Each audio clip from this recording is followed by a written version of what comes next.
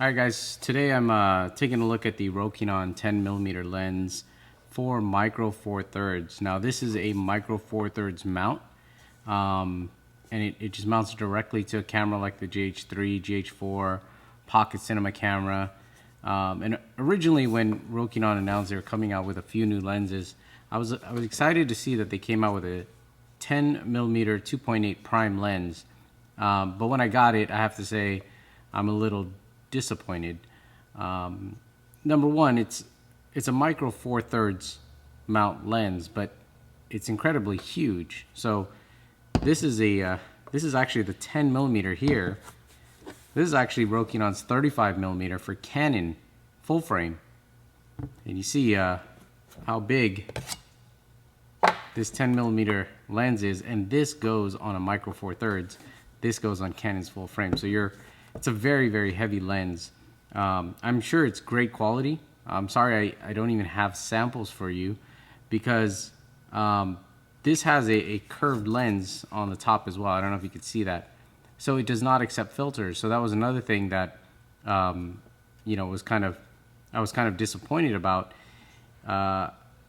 because I couldn't really compare it to anything the way I wanted to. I mean, it's 2.8 prime lens. So if I wanted to do shallow depth of field outdoors, I wasn't able to just add a filter to the front of this. Sure, I could add a filter to the back, but that really defeats the purpose of this lens. This lens is going for more than $500. I believe $530 for this 10mm lens, and you can't add ND filters. It's huge. Again, this is for the Canon full frame. Well, let me show you some of the more common lenses I work with. This is a 20mm from Panasonic. You can see how big this lens is in comparison to that. This is actually a 35-100. So that'd be equivalent to like, 70-200 is what they say. Here's the 45-150, my 12-35, my 14-42, and this is the big guy right here for micro four thirds. It's a 100-300. So just a little bit bigger than that 10mm. And then, I love this Rokinon lens. This is a fisheye lens, so you see how small that is.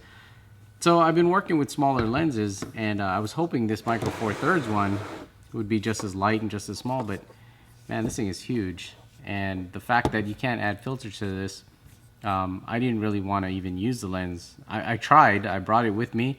I just couldn't find the right instances to use it. I didn't gain a lot of perspective on this 10, and then I couldn't put filters on it, so I just kept going back, grabbing my 12-35 and just sticking with that one. So yeah, a bit disappointing on the 10mm. It's kind of an oddball for me. I don't know, what do you guys think? I don't know if you guys could see yourself using this, the fact that it is a micro four thirds direct mount.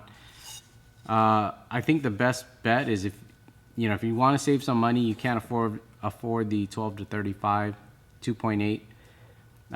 Rokinon has a 12mm f2, and that one does take filters, so that might be a better choice, and it's cheaper as well. It's only $400, I believe.